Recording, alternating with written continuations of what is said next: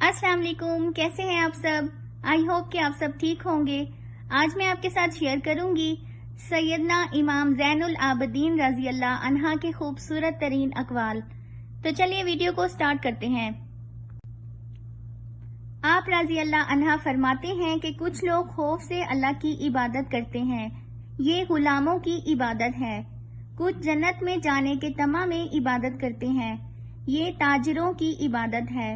اور کچھ لوگ خالص رضا الہی میں عبادت کرتے ہیں، یہی آزاد لوگوں کی عبادت ہے۔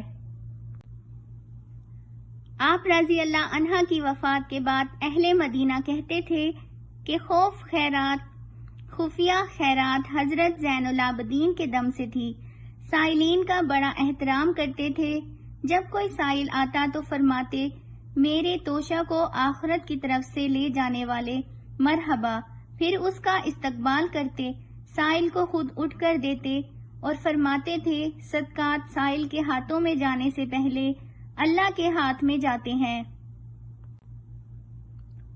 جس انسان کو اللہ نے قرآن کا علم عطا کیا ہو، اگر وہ یہ تصور کرے کہ کسی کو اس سے بہتر الہی ہدیہ عطا کیا گیا ہے، حقیقت میں اس نے عظیم کو پست اور پست کو عظیم سمجھا۔ اللہ تعالیٰ کے حکم کے مطابق کسی سائل کو کبھی محروم نہ کرو۔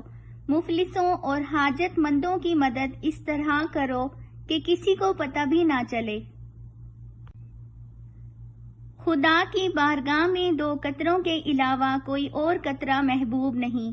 وہ خون کا قطرہ جو راہ خدا میں گرے، دوسرا وہ آنسو کا قطرہ جو رات کی تاریکی میں صرف خدا کے لیے گرے۔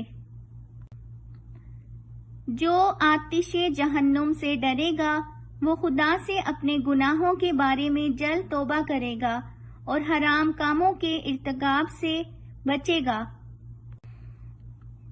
برائی کے چھوڑنے میں کوئی تعمل دیر نہ کرو، چاہے اس سے جتنا بھی آشنا عادی ہو چکے ہو۔ لوگوں کو جس دن سمجھ آ گئی کہ مخلوق سے محبت خدا تک لے جاتی ہے، اس دن یہ دنیا امن کا گہوارہ بن جائے گی۔